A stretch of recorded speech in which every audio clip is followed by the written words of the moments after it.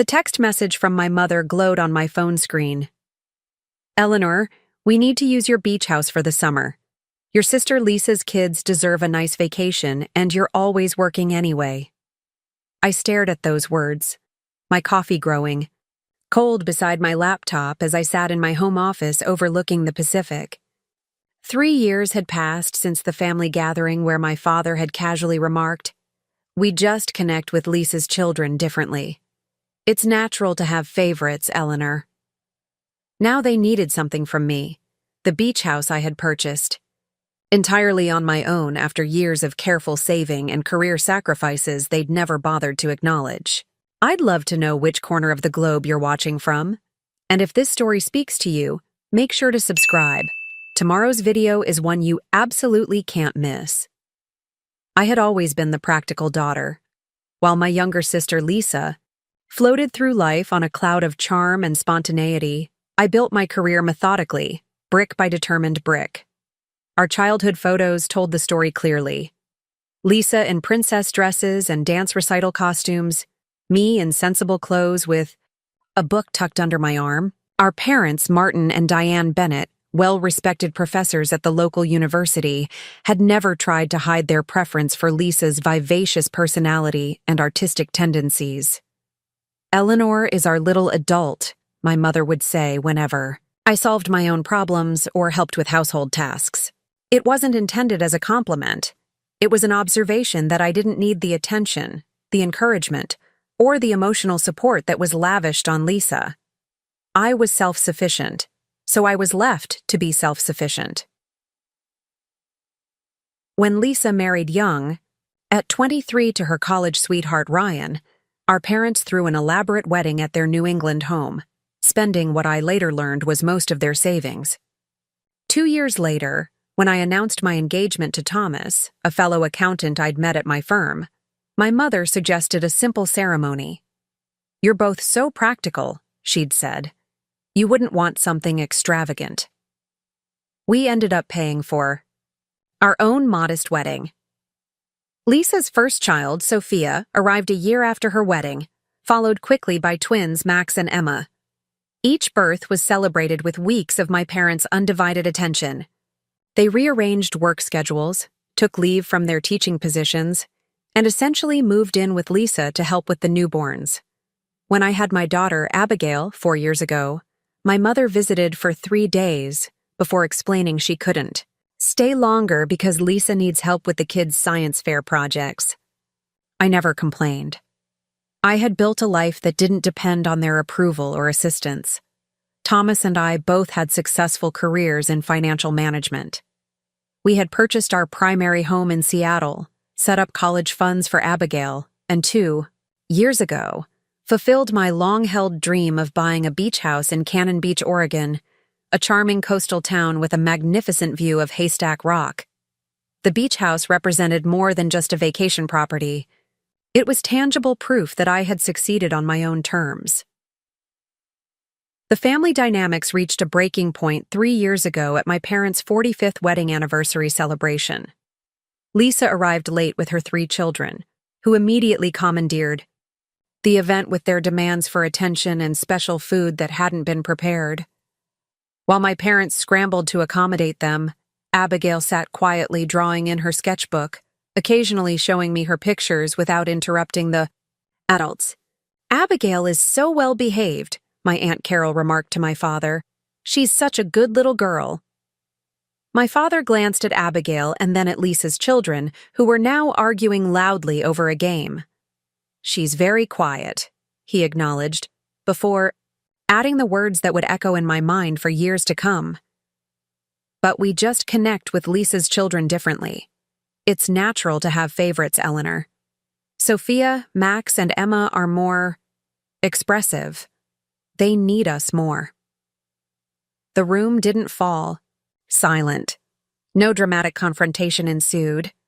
Life simply continued around us as my father took a sip of his champagne and moved on to greet another guest, unaware of the impact of his casual cruelty. I felt Thomas's hand on my shoulder, steadying me, as Abigail looked up with her innocent, brown eyes too young to understand but somehow sensing my distress. That night, as Thomas drove us back to our hotel, I finally allowed the tears to come. "He didn't mean it the way it sounded," Thomas offered. "Always the peacemaker." "He meant exactly what he said," I replied, watching the streetlights blur through my tears. "They've always favored Lisa and her children. I've just never heard them admit it so plainly." After that night, I created some distance between myself and my parents. Our interactions became less frequent and more superficial.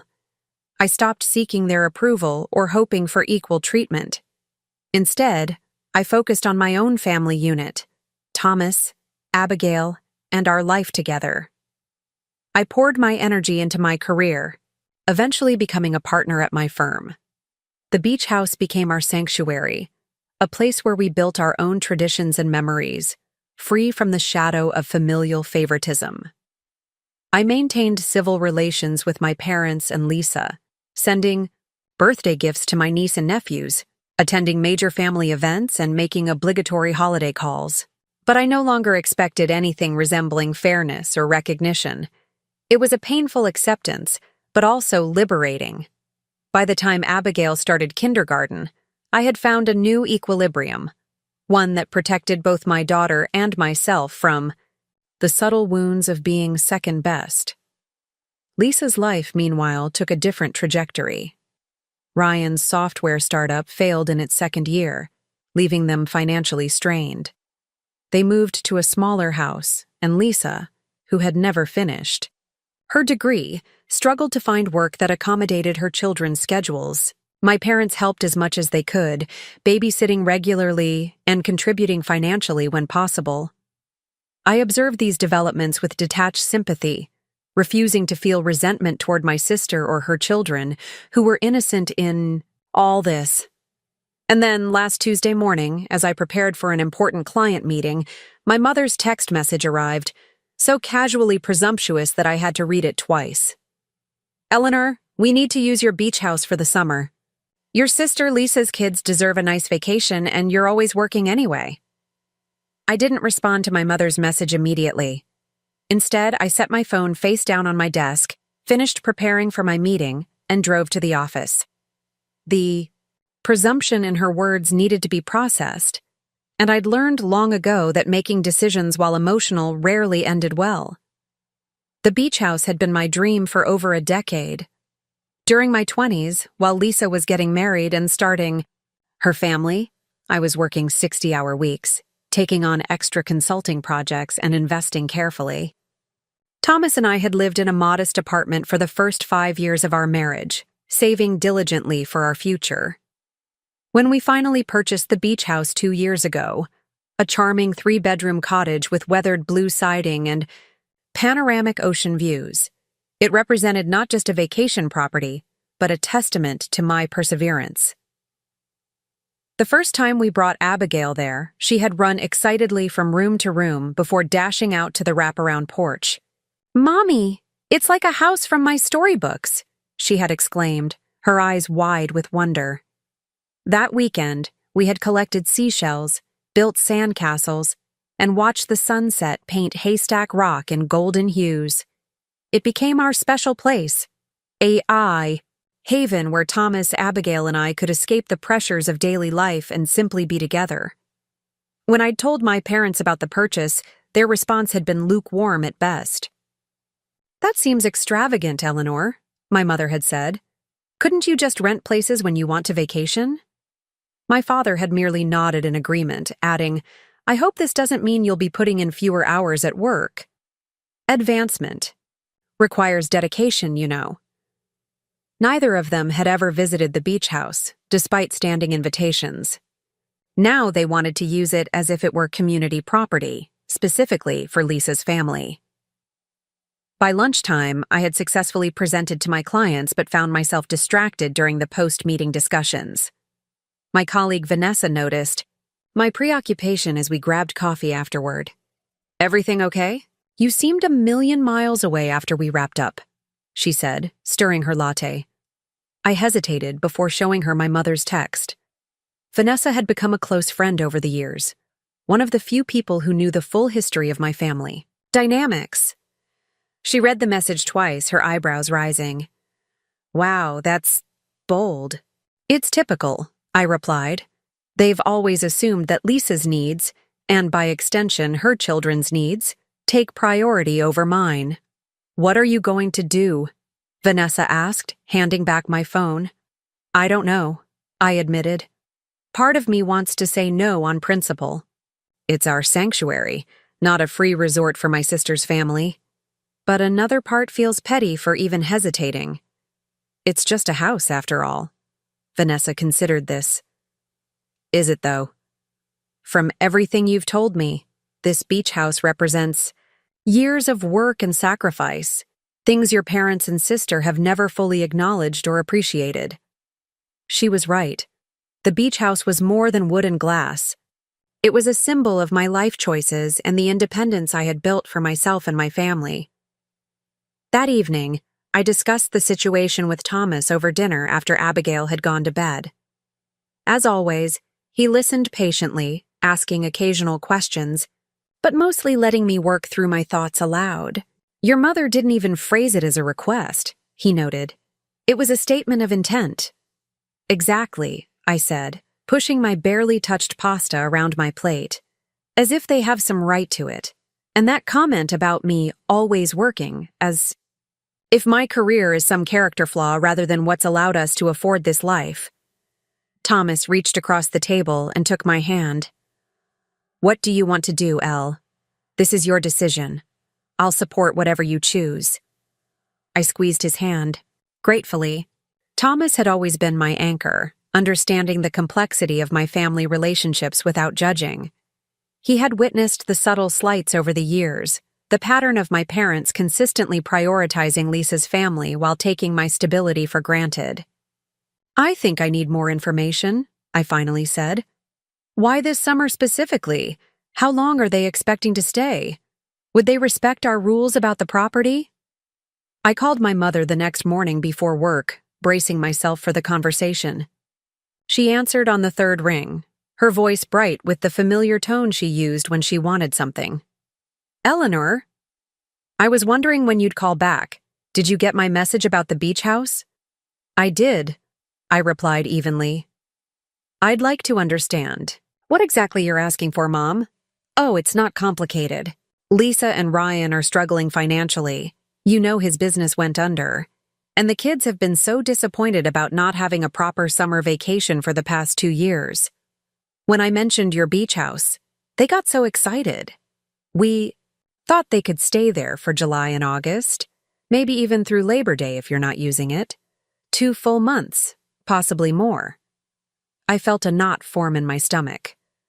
We had already planned our own beach weekends throughout the summer, and Thomas had scheduled 2 full weeks off in August, our first extended family vacation in years. Actually, we do have plans to use the house this summer, I said. We've had it scheduled for months. There was a pause. Then my mother's voice took on an edge of disappointment. Surely not for the entire summer. You and Thomas work so much, Eleanor. The children would make full use of it. They deserve some happiness, after everything they've been through. There it was again. The implication that Lisa's children deserved special consideration, that their happiness was somehow more important than mine or Abigail's. That familiar ache of being second best spread through my chest. Our plans aren't negotiable, I said firmly. We've arranged time off work specifically to spend at the beach house. I took a deep breath before continuing. But I'd be open to discussing specific weeks when we won't be using it, if Lisa and her family want to visit then. My mother's sigh was audible. That's not really what we had in mind. The whole point was for them to have the run of the place, for the summer. A few scattered weeks wouldn't give them the same experience. It's the best I can offer, I said, surprised by the steadiness in my voice. The beach house is important to us too, Mom. Abigail is looking forward to our time there. I see, my mother replied, her tone cooling. Well, I'll tell Lisa, But I have to say, Eleanor, I'm disappointed. This is about family helping families. Your niece and nephews haven't had the advantages Abigail has. I bit back the retort that sprang to my lips, that any advantages Abigail had were the direct result of Thomas's and my hard work, not some cosmic unfairness. Instead, I simply said, let me know which weeks might work for them, and I'll check. Our schedule. After hanging up, I sat at my kitchen counter, hands wrapped around my coffee mug, feeling that familiar mixture of guilt and resentment. My parents had always wielded guilt like a precision instrument, particularly when it came to my relationship with Lisa and her children. The implication was always the same. Because I had built financial stability, I owed it to my sister to compensate for her lack thereof. But this time, something felt different. Perhaps it was the accumulation of years of similar interactions, or perhaps it was the particularly brazen nature of this request, but I found myself unwilling to capitulate as I might have in the past. The beach house was mine, a symbol of my choices, my work ethic, my priorities. Allowing my sister's family to commandeer it for an entire summer felt like surrendering something essential about myself. My phone buzzed with a text from my mother. Your father says you're being selfish. The children were counting on this. And there it was, the hammer dropping, the accusation designed to make me fall in line. I stared at the words, feeling a strange sense of clarity wash over me. This wasn't really about the beach house at all. It was about the same dynamic that had defined our family for decades, the expectation that I would always be the one to give in, to accommodate, to sacrifice. Not this time. A lot of love and effort went into bringing this story to life. If you're enjoying it, we'd be so grateful if you'd subscribe to our channel. Now, back to where we left off. That evening, I searched through my desk drawer for a leather-bound notebook my grandmother had given me before she passed away. Inside were various important documents, the deed to the beach house, insurance papers, our wills. I needed to remind myself that this property was legally mine, purchased with my earnings, maintained with my resources. No matter how much guilt my parents tried to heap upon me, they had no claim to it. Thomas found me at the kitchen table, paperwork spread out before me, a glass of red wine half empty at my elbow. Battle plans? He asked gently, sliding into the chair beside me. I managed a small smile. Just reminding myself of some facts. The beach house is in both our names. We pay the taxes, the insurance, the maintenance. We've never received a dime of help from my parents. You don't have to convince me, he said, pouring himself a glass of wine. Or yourself, for that matter. You have every right to say no. Then, why do I feel so guilty? I asked, running my finger along the edge of the deed. Why do I still hear that voice in my head telling me I'm being selfish, that I should just give in for the sake of family harmony? Thomas considered this. Because that's the role you've been assigned since childhood, the responsible one who makes sacrifices. It's a hard pattern to break. Lisa never seems to feel guilty about anything, I mused. She just expects people to accommodate her. Different roles, different expectations, Thomas replied. Your parents trained Lisa to receive and you to give. Breaking that pattern feels wrong because it goes against everything you've been conditioned to do. The next morning, I received 3 missed calls from my sister while in a meeting. As I walked back to my office, I listened to her voicemail. Eleanor, Mom told me you're being difficult about the beach house. I don't understand why you're making such a big deal out of this. The kids have been through so much with Ryan's business, failing and having to move to a smaller house. They deserve something nice this summer. Call me back so we can sort this out. Her tone was a mixture of entitlement and exasperation, as if my resistance was an inconvenient obstacle rather than a legitimate boundary. I placed my phone face down on my desk, just as I had with my mother's text, and focused on completing my work for the day. During my lunch break, I called my Aunt Carol, my father's sister, and the only relative who had ever seemed to understand my position in the family dynamic. She had been the one to notice Abigail's good behavior at my parents' anniversary party, the one who occasionally sent me supportive texts when she witnessed particularly blatant examples of favoritism. "I'm not surprised," she said after I explained the situation. "Your parents have always had a blind spot when it comes to the imbalance between how they treat you and Lisa, but this request crosses a line." "Does it?" I asked, still uncertain. "Part of me wonders if I'm overreacting. It's just a house after all." "Eleanor?" Aunt Carol's voice was firm. "It's not just a house. It's a symbol of your hard work and independence. More importantly, this is about respect. They're not respecting your property, your plans, or your boundaries. You're allowed to say no." Her validation eased some of the tension I'd been carrying. "Lisa called me this morning acting like I'm being unreasonable." "Of course she did. She's always gotten what she wants from your parents, so why would she expect something different from you?" Aunt Carol paused. "Can I ask you something? If the situation were reversed, if Lisa owned a beach house and you wanted to use it for the summer, would she let you?" The question caught me off guard, but the answer was immediately clear. "No," I said with certainty. "She'd say she needed it for herself." "Exactly. You've spent your whole life making allowances for Lisa that she would never make for you. Maybe it's time to stop." After we hung up, I felt a strange sense of liberation. Aunt Carol was right. This wasn't about being selfish or unkind. It was about establishing a boundary that should have been established long ago. I called Lisa back that afternoon, preparing myself for the conversation. "Finally," she answered, irritation evident in her voice. "Have you reconsidered your position on the beach house?" "Hello to you too, Lisa," I replied, keeping my tone neutral. "I understand you've talked to Mom about using our beach house this summer." "Yes, and I don't understand why you're being so difficult about it. The kids are really looking forward to it." "I'm sorry that Mom led you to believe it would be available. She didn't consult with me before making that assumption.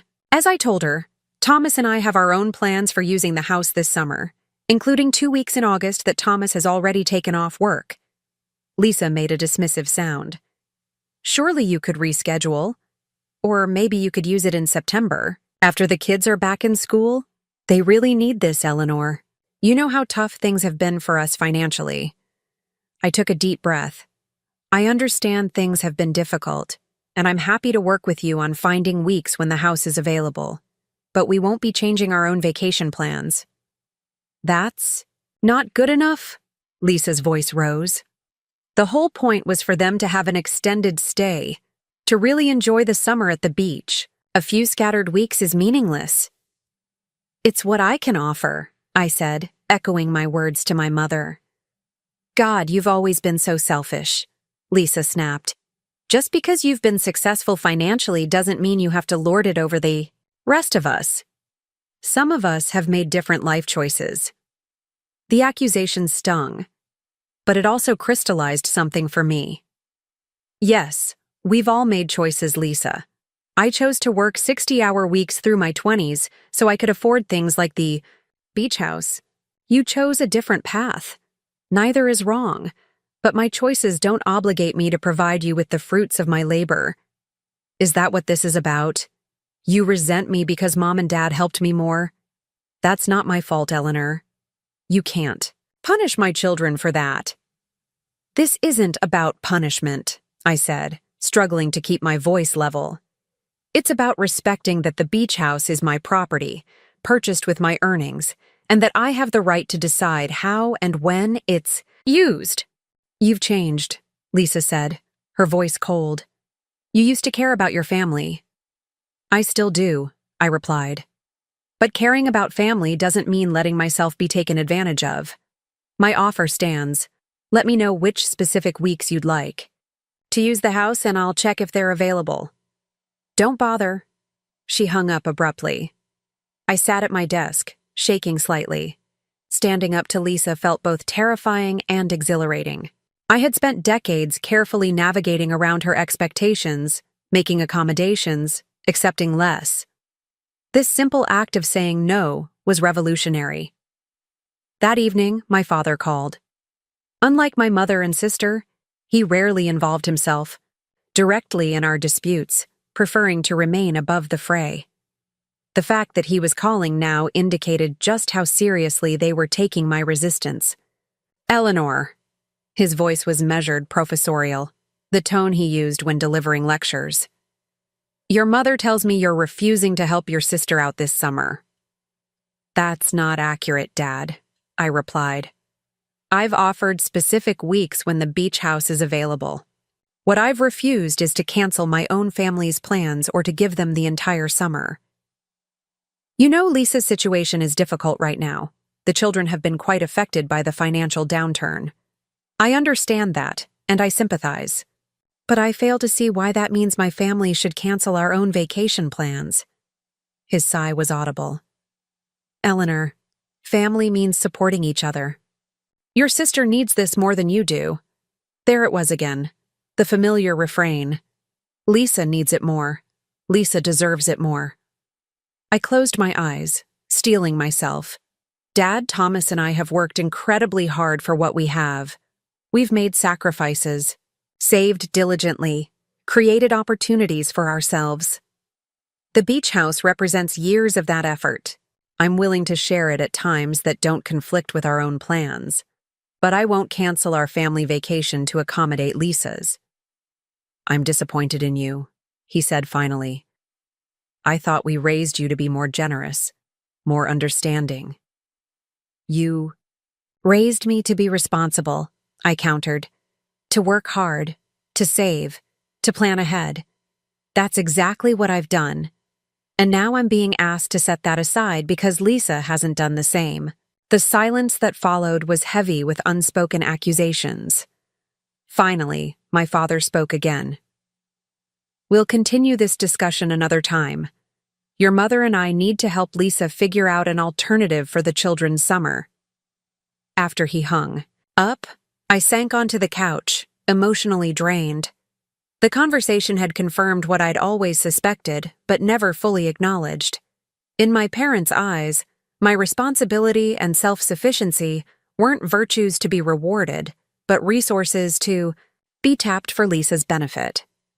For the first time, I had refused to play my assigned role. And while it hurt to face my parents' disappointment, I also felt something else, a growing sense of self-respect, of standing firm in my own worth. The beach house wasn't just a property anymore. It had become the battleground for a much larger conflict, one about fairness, boundaries, and the right to enjoy the fruits of my own labor without guilt. The next week passed in a tense silence. No more calls from my parents, no texts from Lisa. I tried to focus on work, on Abigail, on the daily rhythms of our life, but the confrontation lingered in the background of my thoughts like static electricity, uncomfortable and impossible to ignore. On Friday, Thomas suggested we drive to the beach house for the weekend. "Let's remind ourselves why we love it so much," he said, his eyes gentle with understanding. "Plus, it'll be good for Abigail to run around on the beach after being cooped up with that cold all week." The idea was perfect. I needed to reconnect with the joy the beach house brought us, to remember why I had worked so hard to make it a reality. Early Saturday morning, we packed the car and headed west toward the coast, Abigail chattering excitedly in the back seat about collecting seashells and building the biggest sandcastle ever. As we drove through the small coastal towns, past cedar-shingled cottages and weathered coastal pines, I felt the tension begin to ease from my shoulders. The further we got from Seattle, the smaller my family drama seemed. By the time we caught our first glimpse of the Pacific, sparkling silver blue under the spring sunshine, I was breathing more easily than I had all week. We rounded the final bend in the road, and our beach house came into view. The weathered blue siding, the white trim, the wraparound porch where we liked to watch the sunset. But something was different. An unfamiliar car was parked in the driveway. "Are you expecting someone?" Thomas asked, slowing our vehicle. I shook my head, a knot forming in my stomach. As we pulled into the driveway behind the strange car, the front door of our house opened, and my mother stepped onto the porch. My breath caught. Behind her, I could see movement inside the house, the unmistakable shapes of children darting past the windows. "What the hell?" Thomas muttered as we parked. Abigail unbuckled herself from her car seat. "Grandma's here," she exclaimed, innocent, of the tension suddenly electrifying the air.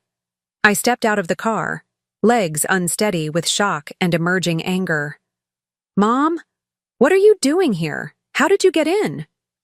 My mother smiled as if this were a normal visit, as if she hadn't essentially broken into our vacation home. "Eleanor, what a surprise! We didn't expect you until summer." "We," I echoed as Lisa appeared in the doorway, her twins peeking around her legs. "We wanted to check out the house, see what we'd need to bring for summer," my mother explained, her tone breezy but her eyes watchful. Lisa had a long weekend from work, so it seemed like the perfect opportunity. I stared at her in disbelief. "How did you get in?" I repeated. My mother at least had the grace to look slightly embarrassed. "You remember when you had that plumbing issue last year? You gave your father a key so he could let the plumber in while you were at work. We kept a copy." The violation hit me like a physical blow. They had kept a key to our house without our knowledge or permission. They had let themselves in, brought Lisa and her children, all after I had explicitly refused to give them the full summer access. Thomas stepped forward, placing a steadying hand on my back. "Diane," he said, his voice calm but firm, "this is inappropriate. We never gave you permission to keep a key or to use the house without our knowledge." Lisa emerged fully onto the porch, arms crossed defensively. "It's not like you were using it. And the kids were so excited about seeing the beach." Abigail had climbed out of the car and was now standing beside me, her small hand slipping into mine. "Mommy?" she questioned, sensing the tension. "Why is Aunt Lisa at our beach house?" The simple question from my daughter crystallized everything. This was our beach house. Mine, Thomas's, and Abigail's. Our sanctuary, purchased with our money, filled with our memories. And my family had invaded it without permission, disregarding our boundaries as if they didn't exist, as if our ownership was merely theoretical. "Lisa? Mom?" I said, my voice steadier than I expected. "I need you to pack up and leave. Now." My mother's eyes widened. "Eleanor, don't be dramatic. We're family. And we're already here, so why don't we all just enjoy the weekend together?" "Because you didn't ask," Thomas replied before I could. "You used a key that you kept without our permission, entered our property without our knowledge, and brought guests after Eleanor explicitly told you the house wasn't available for extended use." "We were just trying to," Lisa began, but I cut her off. "I don't care what you were just trying to do. This is our property, and you have no right to be here without our permission." My mother's expression hardened. "I've never seen this side of you, Eleanor. So possessive, so unwilling to share. What happened to the generous daughter I raised?" The familiar guilt tactic washed over me, but this time it didn't land. Instead, it fueled a righteous anger I'd been suppressing for years. "What happened?" I repeated. "What happened is that I grew up watching you and Dad give Lisa everything while I was expected to be satisfied with less. I grew up being told that my responsibility and self-sufficiency were reasons to expect less support, less attention, less consideration. I grew up believing that my needs and wants would always come second to Lisa's. But I'm an adult now, with my own family, my own property, and my own boundaries. And I'm done accepting less." A stunned silence followed my outburst. Even Thomas looked surprised by my vehemence. Abigail squeezed my hand, and I forced myself to take a deep breath, to modulate my tone for her sake. "I need you to leave," I repeated more calmly. "We'll talk about this another time, but right now I want to enjoy my weekend with my husband and daughter in our house." Lisa glared at me, Fine, we'll go, but don't expect us to forget this, Eleanor. The kids are heartbroken. I'm sorry the children are disappointed, I said sincerely. But that's not on me. It's on you and Mom for making promises about property that isn't yours.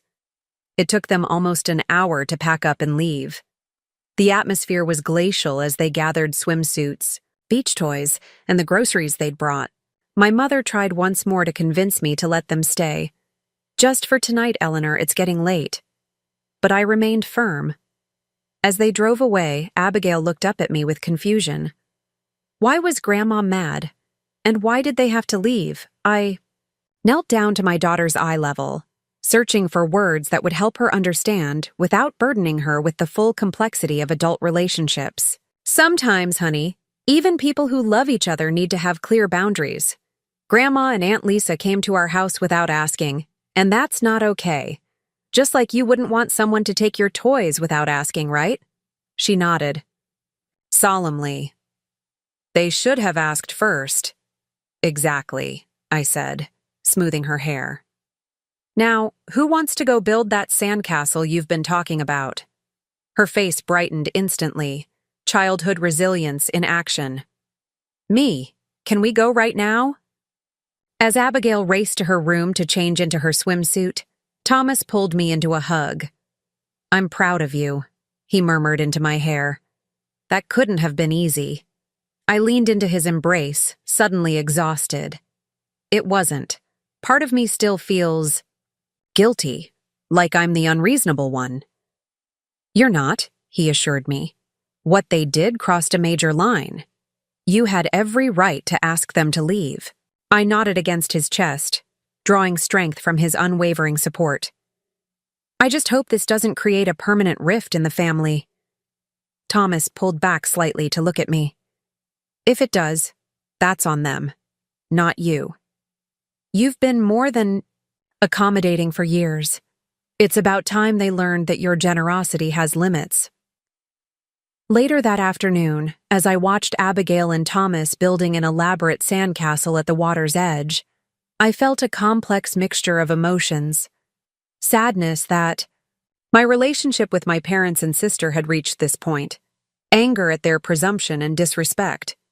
But underneath it all was something new, a quiet, steady confidence in my right to set boundaries, to expect respect, to protect what was mine without guilt or apology. My phone buzzed in my pocket. A text from my father. Your mother is very upset. We need to discuss this as a family. Call us when you get home. I slipped the phone back into my pocket without responding. For now, I would focus on the weekend with my family, my real family, the one I had built with love and trust and mutual respect. The one that didn't require me to diminish myself to make room for others.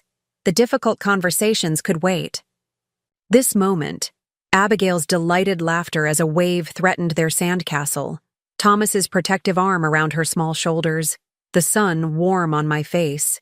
This belonged to us, and I refused to let it be tainted by guilt or obligation. For the first time in my life, I was claiming what was mine without apology. And it felt like freedom. Despite my determination to enjoy our weekend at the beach house, the confrontation cast a shadow over our time there. I found myself checking and rechecking the locks, glancing nervously at the driveway whenever a car passed by. Thomas noticed. Of course, he always did. They're not coming back, he assured me as we sat on the porch Sunday morning, watching Abigail hunt for shells at the edge of the water. Not this weekend, anyway. I know, I said, though I wasn't entirely convinced. The brazenness of their intrusion had shaken me more than I wanted to admit. I just can't believe they thought it was acceptable to make a copy of our key and let themselves in. It's the entitlement that's so stunning, Thomas agreed, refilling my coffee cup. The assumption that what's yours is theirs to use at will, I nodded, watching as Abigail triumphantly held up a sand dollar she'd discovered. I've been thinking about changing the locks. Already scheduled for Tuesday, Thomas replied with a small smile. Called a locksmith yesterday while you were making dinner. I leaned over to kiss him, grateful not for the first time that I had chosen a partner who understood boundaries and respected mine. Have I mentioned lately that I love you? You could stand to mention it more often, he teased. We managed to salvage most of the weekend, building sandcastles with Abigail, grilling, fresh seafood on the deck, and taking long walks along the shoreline. By Sunday afternoon, I had almost pushed the incident to the back of my mind. Almost.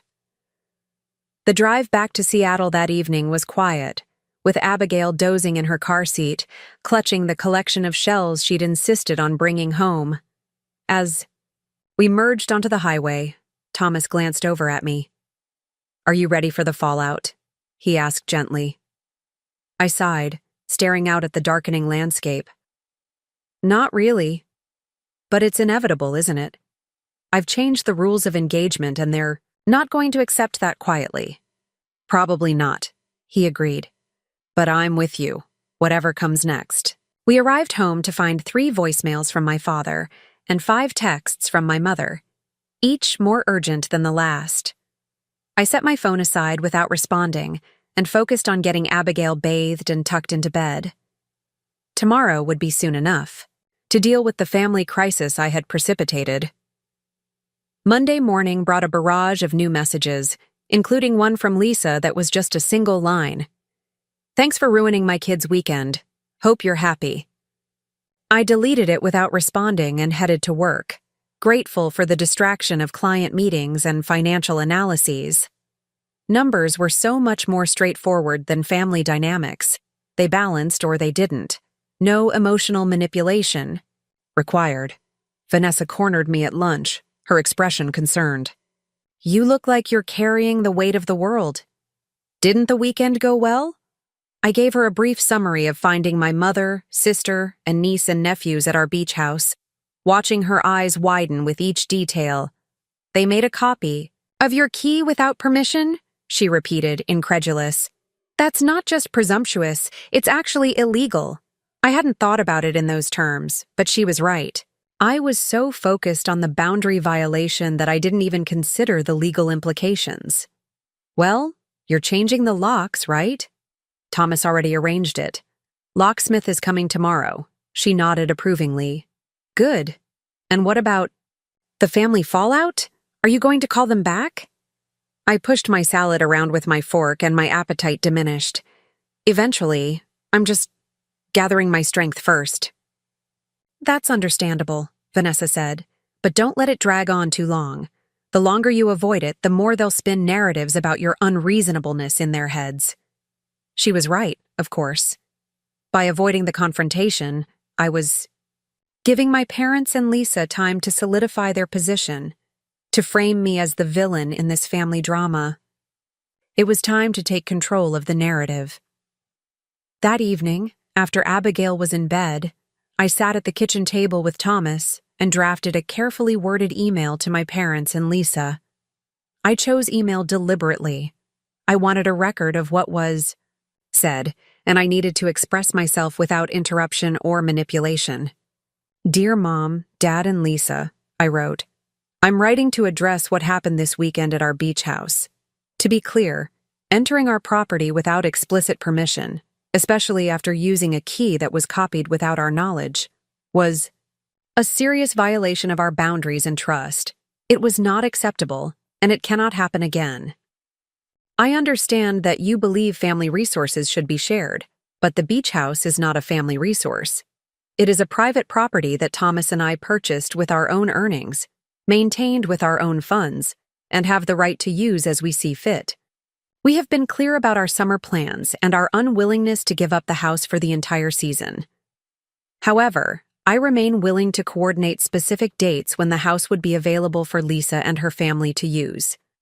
If you are interested in this option, please let me know, and we can discuss details, including expectations for how the property should be left and any contribution toward utilities during your stay.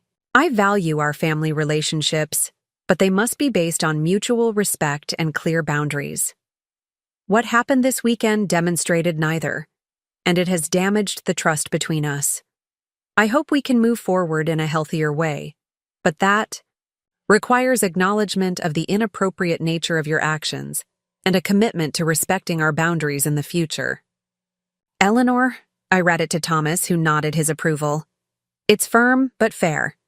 You're stating your boundaries clearly while still leaving the door open for a relationship, just on different terms. Do you think they'll see it that way? I asked, my finger hovering over the send button. Honestly? Probably not, at least not initially. They've had decades of you accommodating their expectations. This is going to be a seismic shift for them. I pressed send before I could second-guess myself further, then shut my laptop with a definitive click.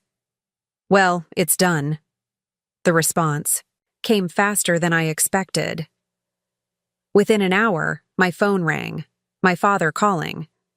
I let it go to voicemail, not ready for a direct confrontation. The message he left was terse. Eleanor, we need to discuss this in person, not through impersonal emails. Your mother is extremely upset. Call us. I didn't. Instead, I listened to the voicemail twice, noting the absence of any acknowledgement, that what they had done was wrong. There was no apology, just the expectation that I would once again accommodate their feelings and prioritize my mother's distress over my own legitimate grievance. Lisa's response came via text. Are you seriously charging us to use your beach house? After all Mom and Dad have done for you over the years? Unbelievable. I showed Thomas the message, laughing despite myself at the absurdity. All they've done for me? They didn't even help us with the down payment on our first house, but they paid off Lisa's student loans twice after she dropped out and re-enrolled. They've done a masterful job of rewriting history, Thomas observed dryly. In their version, you're the ungrateful daughter who owes them, not the self-sufficient one who's never asked for anything. My mother's email arrived just before midnight. A lengthy diatribe about family obligations, generosity, and the heartbreak I was causing by being so rigid and selfish. Each paragraph dripped with emotional manipulation, designed to make me question my own perceptions and boundaries. We have always supported you, she wrote near the end, a claim so divorced from reality that I actually laughed out loud. All we're asking is that you show the same support to your sister and her children during this difficult time. Is that really too much to ask? I closed the email without responding, a strange calm settling over me. Their reactions were exactly as expected, dismissive of my boundaries, devoid of apology, heavy on guilt and manipulation. But for the first time, I could see the pattern clearly, and I was no longer susceptible to it. You don't have to respond. Right away, Thomas said, noticing my expression as I set aside my phone. Or at all, for that matter. I know, I replied. And I won't. Not until I'm ready. Not until they're ready to actually hear me, not just respond with more guilt trips. As I got ready for bed that night, I thought about Abigail, sleeping peacefully, down the hall. I wondered what lessons she would learn from watching this family drama unfold. Would she see a mother who finally stood up for herself, who refused to accept disrespect and boundary violations, even from her own parents? Or would she see relationships fractured beyond repair? I hoped for the former, but I was prepared for the latter if necessary. Because some lessons were worth teaching, even at great cost. The lesson that she deserved respect, that her boundaries mattered, that her needs and wants were valid, that was a legacy worth fighting for, even if it meant redefining or limiting. My relationship with my parents and sister. For the first time in my life, I was valuing myself the way I wanted my daughter to learn to value herself. And that felt like the most important parenting decision I had ever made. 3 days passed with no further communication from me, though the messages from my family continued to accumulate. I maintained my silence, focusing on work and my immediate family, gathering my strength for the inevitable confrontation. The locks at the beach house were changed on Tuesday as planned, and Thomas arranged for a security camera to be installed at the entrance, just as a precaution, he said. though we both knew it was more than that. On Thursday morning, my Aunt Carol called. "Your mother's been calling me nonstop," she said without preamble. "She's trying to recruit me to convince you to be reasonable about the beach house." "And?" I asked, tensing slightly. Carol had always been supportive, but family pressure could be a powerful force. And I told her I thought she and your father owed you an apology for violating your privacy and boundaries, she replied. I could hear the smile in her voice. She didn't take it well. Relief washed over me. Thank you for that. I was starting to feel like I was living in an alternate reality where making a copy of someone's house key without permission is perfectly normal. It's not normal, and you're not overreacting, Carol assured me. But Eleanor, I think you should know that this situation is escalating. Your parents are convinced you're having some sort of breakdown or midlife crisis. They're talking about some kind of intervention. Intervention? I repeated incredulously. Because I asked them to. Respect my property rights? I know it's absurd. But they've spent so many years viewing you through a particular lens, the adaptable, accommodating daughter who never makes waves, that they can't process this change. In their minds, something must be wrong with you, because the alternative is acknowledging that something has been wrong with their treatment of you for decades. Her insight hit me with the force of revelation. Of course, they would pathologize my boundary setting rather than examine their own behavior. That was the family pattern. Lisa's needs were legitimate and deserved accommodation. My needs were inconvenient disruptions to the established order. What kind of intervention are they planning? I asked, already dreading the answer. They want to have a family meeting this weekend. Your father called your cousin Michael, the therapist, to ask if he would mediate, I groaned. Michael was my father's nephew, professionally obligated to remain neutral, but personally enmeshed in the family system. Let me guess, they didn't tell Michael the whole story.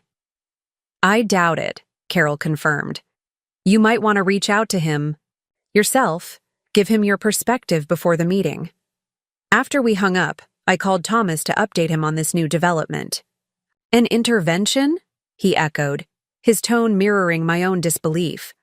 For enforcing basic property rights. Apparently standing up for myself qualifies as concerning behavior in my family, I said, trying to keep my voice light despite the anger building inside me. Aunt Carol thinks I should talk to Michael before the meeting. Good idea, Thomas agreed. He should have the full picture. But Eleanor, you don't have to attend this meeting at all if you don't want to. His reminder was like a breath of fresh air. I didn't have to participate in their narrative. I could refuse the meeting entirely and continue maintaining my boundaries from a distance. But a part of me knew that wouldn't resolve anything. The tension would continue to build, positions would harden, and any chance of a healthier relationship would slip away. If there was to be any path forward, I needed to face this directly. I think I do need to go, I said finally. But on my terms, not theirs, and you'll be with me. Always, Thomas promised. I called my cousin Michael that afternoon. He sounded relieved to hear from me. Uncle Martin called me about mediating some family discussion this weekend, he said. He was vague about the details, just mentioned concerns about you becoming distant and unreasonable lately. I was planning to call you anyway to get your perspective. I gave him a concise summary of the situation, my parents' lifelong pattern of favoring Lisa, the beach house request, their unauthorized entry using a copied key, and the subsequent fallout. There was a long silence when I finished. Finally, Michael said, Well, that's significantly different from the impression I was given. I'm sure it is, I replied dryly. Look, Eleanor, I need to be upfront with you. I don't think I should mediate this meeting. There are too many complex family dynamics at play, and I'm not an objective third party here. This family needs proper therapy with someone who isn't related to all of you. I wasn't surprised by his response, but I appreciated his honesty. I understand. I'll let my parents know. For what it's worth, he added before we hung up, maintaining boundaries isn't a sign of mental health problems. It's a sign of healthy self-respect. After our call, I texted my father. Michael won't be mediating any family meeting. If you and Mom want to talk, we can meet at our house Saturday afternoon. Thomas will be present. His response was immediate. This is a family issue. Thomas doesn't need to be involved. My reply was equally swift. Thomas is my family. Either he's included or there's no meeting. There was a long pause before my father's next message. Fine, 2 p.m. Saturday. I showed the exchange to Thomas when he got home that evening. Round one to you, he said, giving me a supportive squeeze. Setting the location and the participants, that's taking control of the narrative. I still don't know if anything will change, I admitted. They seem determined to see me as the problem. Probably, he agreed. But this isn't about changing them, Eleanor. It's about changing how you respond to them, and you're already doing that brilliantly. The next day at work, I found myself distracted, mentally rehearsing what I would say at the meeting. Vanessa noticed my preoccupation when I mixed up the numbers during our project review. Family stuff still weighing on you? She asked as we grabbed coffee afterward. I nodded, filling her in on the latest developments. An intervention? That's creative, she said, raising an eyebrow. But actually, I think this meeting could be good. It's an opportunity to reset expectations and establish new patterns. If they're willing to listen, I pointed out. Whether they listen or not isn't the point, Vanessa replied, stirring her latte thoughtfully. The point is that you're speaking your truth clearly, without apology. That changes things, even if the change isn't immediate or obvious. Her perspective helped settle my nerves. Regardless of my parents' and Lisa's reactions, this meeting was my opportunity to articulate boundaries that should have been established long ago. Saturday arrived with a weight of anticipation. Thomas and I spent the morning tidying the house and preparing simple refreshments, an automatic hospitality response that made me smile ruefully when I caught myself arranging cookies on a plate. Old habits, I murmured, and Thomas kissed the top of my head in understanding. It's okay to be generous and hospitable, he reminded me. The problem was never your giving nature. It was the one-way expectation that you would give while others would take. Abigail was spending the afternoon with a friend, a deliberate decision to shield her from the potential tension of the meeting. At precisely 2 p.m., the doorbell rang. I took a deep breath, squared my shoulders, and went to let my parents in. They stood stiffly on the porch, my mother's lips pressed in a thin line, my father's expression carefully neutral. Behind them, unexpectedly, was Lisa. I didn't realize Lisa would be joining us, I said, unable to keep the edge from my voice. This concerns all of us, my father replied, his tone brooking no argument. I stepped back to let them enter, exchanging a quick glance with Thomas, who had appeared in the hallway. His slight nod reassured me. We would handle this together, whatever came. The battle lines were drawn. The long-overdue confrontation was about to begin. And for the first time in my life, I was ready to fight for what I deserved.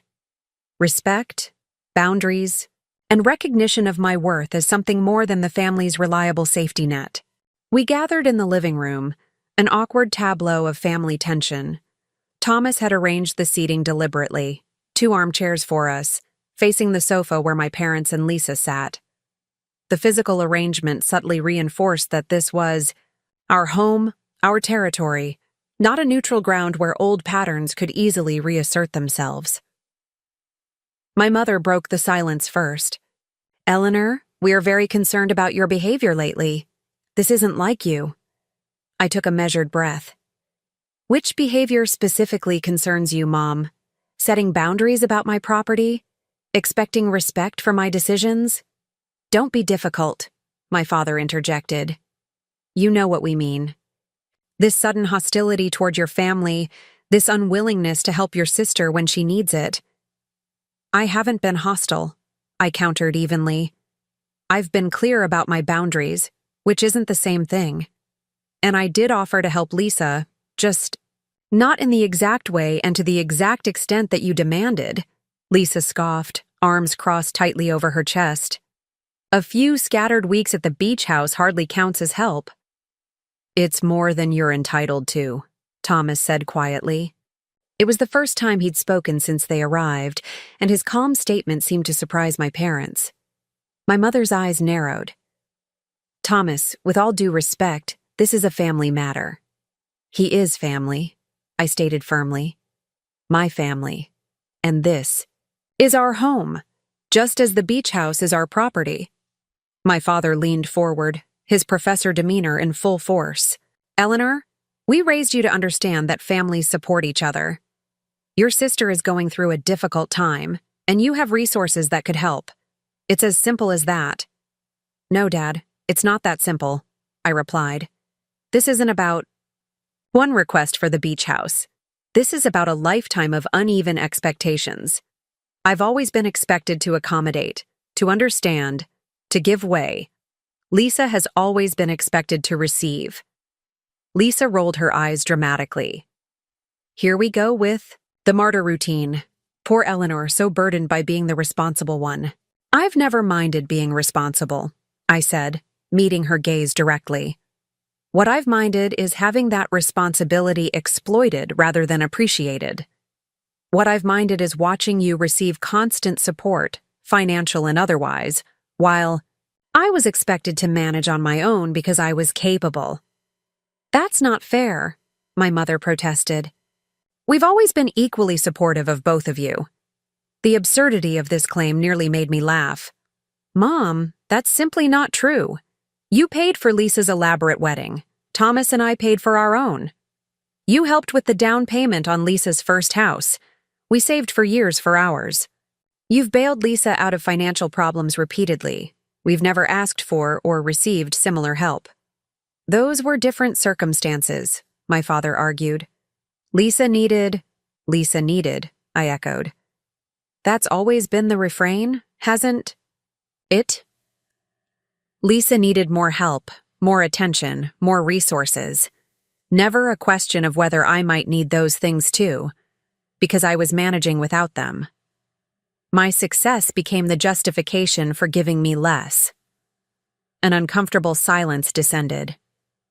Thomas reached over and squeezed my hand, a silent show of support that steadied me. My mother's voice was softer when she spoke again, her strategy shifting from confrontation to emotional appeal. Eleanor, sweetheart, we never meant to make you feel less important. We're proud of how capable and independent you've always been.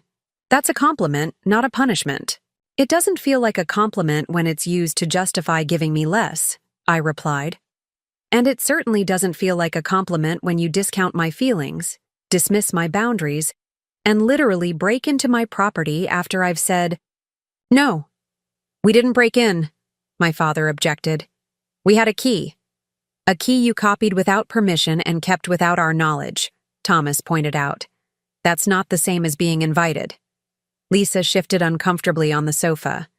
Look, maybe we should have asked first, but the kids were so excited about seeing the beach. We didn't think you'd mind. That's exactly the problem, I said, seizing on her words. You didn't think you needed to ask. You assumed that what was mine was available for your use, because that's the pattern we've always had. My needs, my boundaries, my property are all secondary to yours. My father cleared his throat. Eleanor, I think you're making too much of this. It was a simple misunderstanding about the house. It wasn't a misunderstanding, Dad. A misunderstanding is when there's confusion about expectations. There was no confusion here. I explicitly said the house wasn't available for the entire summer. You and Mom and Lisa decided that my no wasn't valid or important enough to respect. We thought you were just being difficult, my mother admitted. That, if we showed up, you'd realize how important this was to the children and reconsider. Her honesty was startling, an accidental revelation of their underlying assumption that my boundaries were negotiable, obstacles to be worked around rather than limits to be respected. Do you understand why that's a problem? I asked, genuinely, curious if they could see it. Do you understand why it's hurtful and disrespectful to assume that my clearly stated boundaries are just flexible inconveniences that you can ignore or overcome? My parents exchanged glances, a silent communication developed over decades of marriage. My father looked genuinely perplexed. Eleanor, families don't operate on rigid rules about property and boundaries. There's give and take. Flexibility. Yes, there should be give and take, I agreed. But in our family, I've done most of the giving, and Lisa has done most of the taking. That's not flexibility. That's an imbalance. Lisa stood abruptly. I don't have to sit here and listen to this. You've always been jealous of my relationship with Mom and Dad. Now you're using this beach house situation to punish all of us for some perceived childhood slight. This isn't about jealousy or punishment, I replied, maintaining my composure despite her outburst. This is about establishing healthier patterns going forward. I'm not asking for special treatment, just equal consideration and basic respect. Equal consideration? Lisa scoffed. You have everything, Eleanor. A successful career, financial stability, a perfect little family. Why can't you share some of that with your niece and nephews? Why do you have to be so selfish? The familiar accusation hung in the air. Selfish, the ultimate weapon in my family's arsenal, designed to make me question my own legitimacy, to make me fall back in line. But this time, I saw it clearly for what it was. Manipulation, not truth. Setting boundaries isn't selfish, I said quietly. Expecting respect isn't selfish. Having worked hard for what I have doesn't obligate me to give it away, especially not to people who can't even acknowledge that it's mine to give or withhold. My mother's eyes filled with tears, another familiar tactic. I don't recognize you anymore, Eleanor. You've changed. Yes, I agreed, feeling a strange sense of peace despite the tension. I have changed. I'm no longer willing to accept being treated as less important, less deserving of consideration, less entitled to my own boundaries and property. That change has been a long time coming. Thomas, who had been mostly silent, lending his support through his presence, spoke up. What Eleanor is asking for isn't unreasonable. She's not cutting you out of her life. She's not even refusing to share the beach house. She's simply asking for her boundaries to be respected, for her property rights to be acknowledged, and for some recognition that the family dynamic has been unbalanced. His calm, reasonable summary seemed to land differently than my more emotional statements. My father, particularly, appeared to be considering his words with new attention. The conversation had reached a crucial turning point. Would my family finally hear me? Or would they continue to cast me as the villain in their narrative, the selfish daughter who had inexplicably turned against them? A heavy silence filled the room after Thomas finished speaking. The air seemed to vibrate with unspoken emotions, hurt, confusion, anger, and perhaps, just perhaps, the first glimmer of understanding. My father was the first to break the silence. Eleanor, he began, his tone more measured than before, I think we need to take a step back. You've raised some points that deserve consideration. It wasn't an apology, or even an acknowledgement of wrongdoing, but it was a retreat from the offensive position he'd taken earlier. I nodded, encouraging him to continue. Perhaps, he said carefully, we have sometimes taken your self-sufficiency for granted. That wasn't our intention, but I can see how it might have felt that way to you. My mother dabbed at her eyes with a tissue. We've always been so proud of you, Eleanor. So proud of how capable and successful you've become. We never thought you needed the same kind of help Lisa did. But that's exactly the problem, I said gently, seeing an opening for genuine communication. You decided what I needed, or rather what I didn't need, without ever asking me. And over time, that became a pattern of treating Lisa's needs as legitimate and important, while treating mine as optional, secondary. My father's brow furrowed. I'm not sure that's entirely fair. Let me give you a concrete example, I said, shifting slightly in my chair. When Thomas and I were saving for our first house, we lived in that tiny one-bedroom apartment for 3 years to maximize our savings. During that same period, you helped Lisa and Ryan with the down payment on their house, even though they'd only been saving for a few months. They had Sophia by then, my mother interjected. They needed more space. I understand that, I acknowledged. But did it ever occur to you to offer us similar help? Not because we were desperate, but simply because it would have made our lives easier too? Would have let us start building equity sooner? Would have been an equal expression of support for both your daughters? My parents exchanged uncomfortable glances. It was clear from their expressions that no, it hadn't occurred to them. Or when Abigail was born, I continued, pressing the advantage while they seemed receptive. You visited for 3 days, Mom. When each of Lisa's children was born, you stayed for weeks. Did you ever ask if I might have welcomed more help, even though I wasn't openly struggling? My mother's face crumpled slightly. I just assumed you had everything so organized, and Thomas took paternity leave. I did have things organized, I agreed. But that doesn't mean the support wouldn't have been meaningful. It's not just about practical need. It's about feeling equally valued, equally important. Lisa, who had remained standing during this exchange, suddenly sat back down. Her defensive posture had softened slightly, and she was looking at me with an expression I couldn't quite read. Not quite empathy, but perhaps the beginning of actual consideration. I never thought about it that way, she admitted quietly.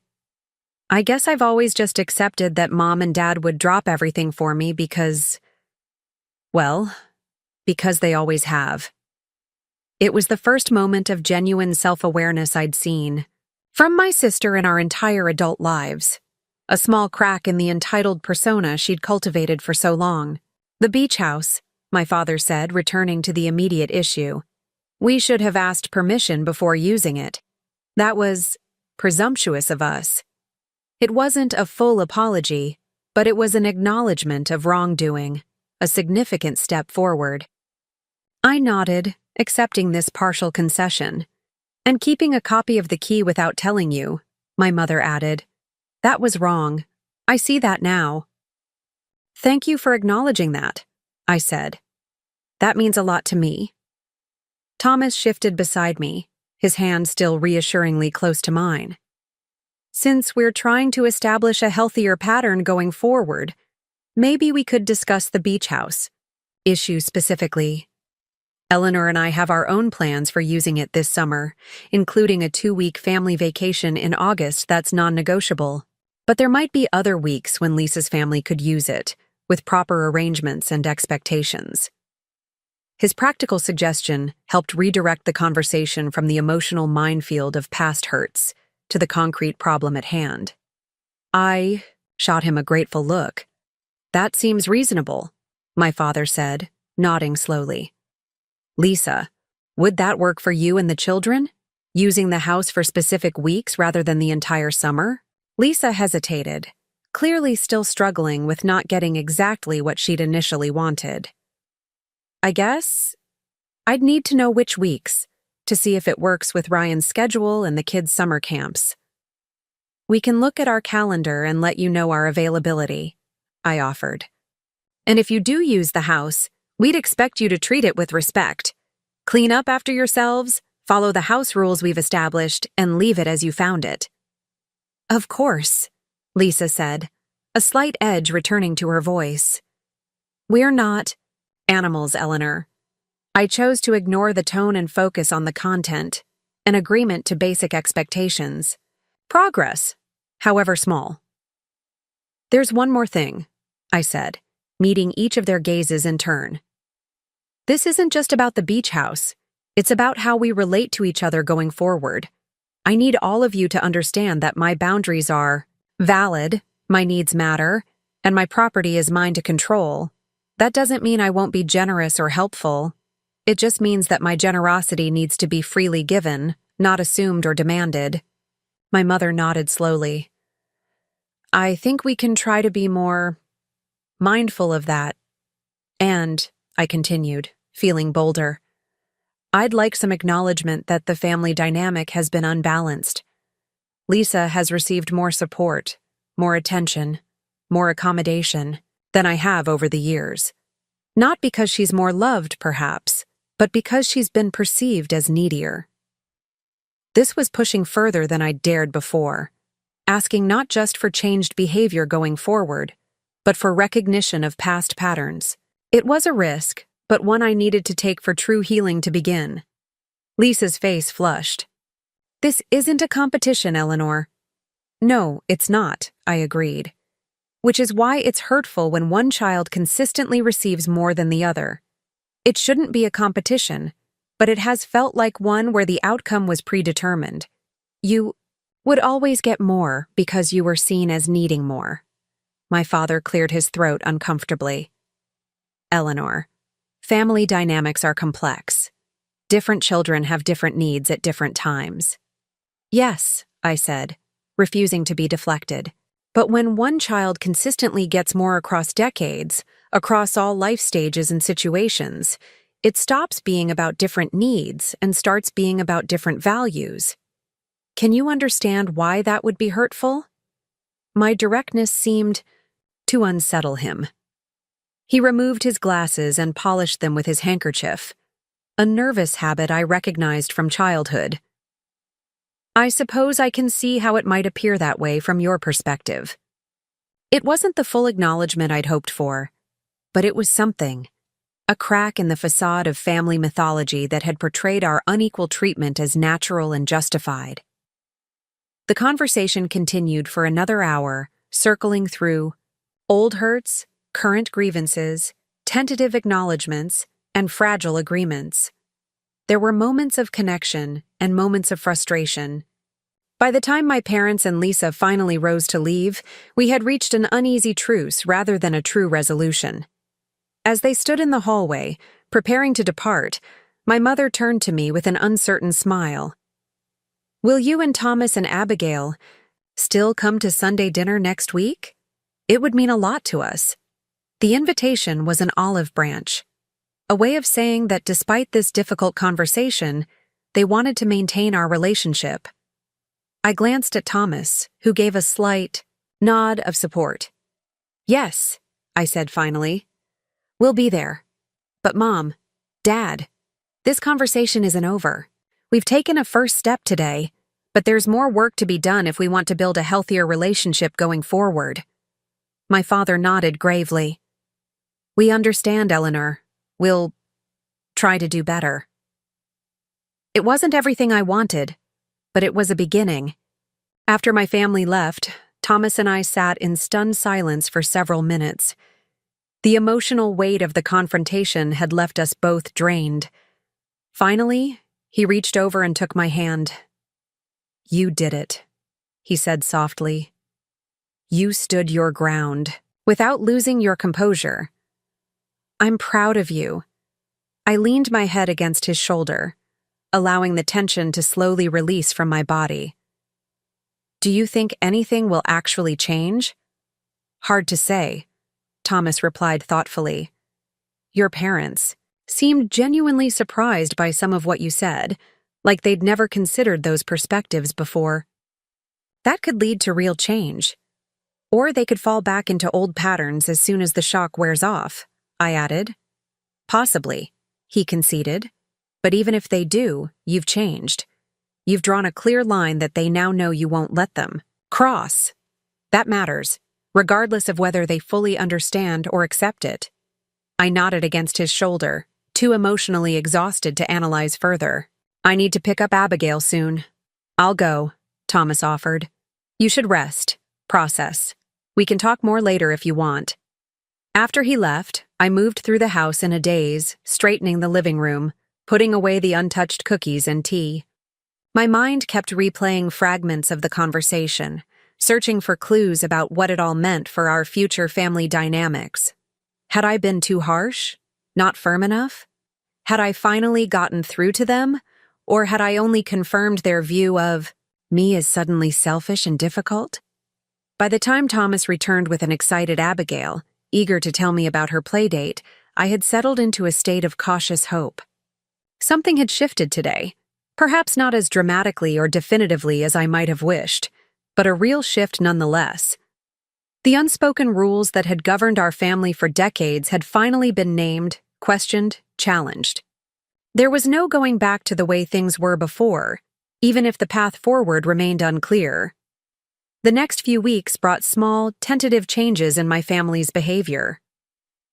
My mother called to check on Abigail's upcoming dance recital, something she had rarely shown interest in before.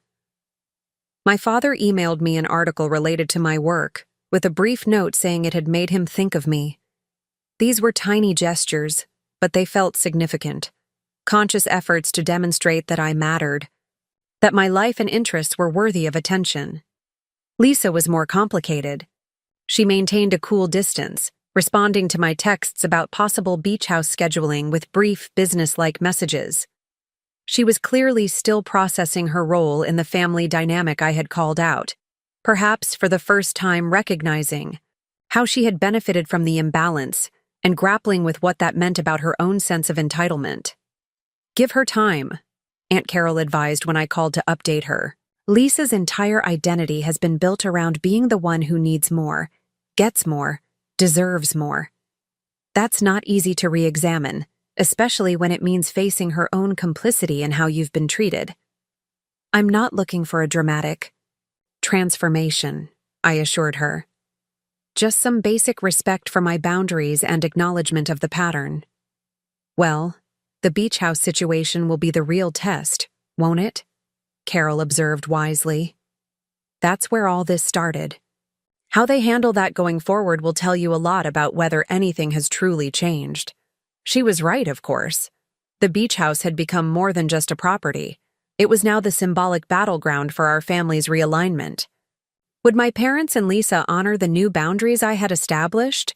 Or would old entitlement patterns reassert themselves when the emotional intensity of our confrontation had faded? I didn't have to wait long to find out. 2 weeks after our family meeting, I received a call from my mother. "Eleanor," she began, her voice carrying that familiar hesitant tone that usually preceded a request.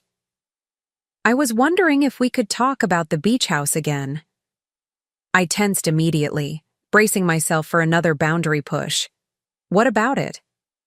"Well, Lisa and I have been looking at the family calendar, and we were hoping to identify some specific weeks that might work for her family to use it. You mentioned that might be possible." The fact that she was asking rather than assuming was a small but meaningful change. "Yes, that's right. Thomas and I have our own plans for several weekends and the first 2 weeks of August, but there might be other times that would work."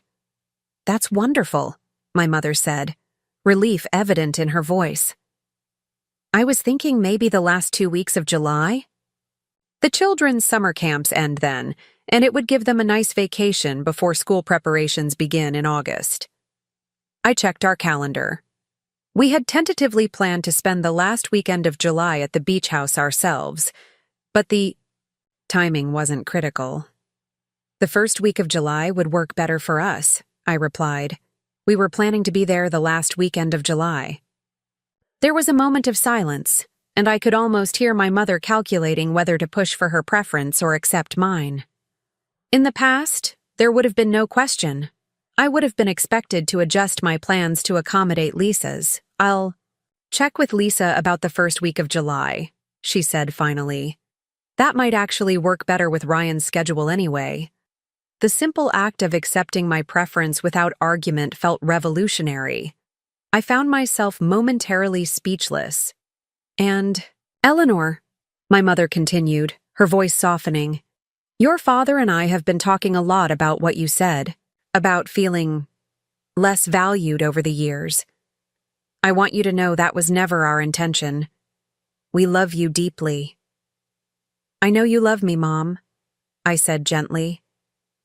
"But sometimes love gets expressed unevenly in families, especially when one child seems to need more attention or help than the other," she sighed. "Yes, I think that's what happened. We became so accustomed to Lisa's, let's call it greater expressiveness about her needs, that we stopped even considering whether you might have similar needs that you weren't expressing quite so forcefully." It was the most direct acknowledgement she had ever made of the family dynamic. Not a full reckoning, perhaps, but a genuine recognition that the pattern I had named was real. "That means a lot to me, Mom," I said, emotion thickening my voice unexpectedly. All I've ever wanted was equal consideration. Not more than Lisa, just not consistently less. "We're trying to be more mindful of that," she assured me. "It's not easy to change patterns that have been in place for so long, but your father and I are committed to doing better." After we hung up, I sat at my desk, turning the conversation over in my mind. The changes were subtle but significant, asking rather than assuming, accepting my preference without argument, acknowledging the pattern that had hurt me. Small steps, perhaps, but in the right direction. Later that evening, I received a text from Lisa. "Mom said the first week of July works for the beach house. I wanted to ask, are there any special rules or instructions we should know about? I want to make sure we respect your property." I stared at the message in mild shock. Not only was she accepting the time frame I had offered, but she was explicitly acknowledging my ownership and asking how to respect it. From Lisa, this was nothing short of revolutionary. "I'll put together a short guide to the house," I responded. "Basic things like how the heating works, where the circuit breaker is, local emergency numbers, nothing complicated." "Thanks," she replied. "And Eleanor, I've been thinking about what you said, about how I've always gotten more support than you. I don't think I ever really saw it before." It wasn't an apology, exactly, but it was an acknowledgement, the beginning of a new awareness that might, in time, lead to genuine change in our relationship. "That means a lot to me, Lisa," I typed back. "I'm not looking to change everything overnight, just for a little more balance and respect going forward." "I can try for that," she replied simply. As I set down my phone, I felt a cautious optimism blooming. The beach house, that tangible symbol of my boundaries and independence, had somehow become the catalyst for a subtle but meaningful shift in our family dynamics. Old patterns were being questioned, new expectations established. It wasn't a fairy tale transformation. There would be setbacks, moments of regression, old habits reasserting themselves, but something fundamental had changed.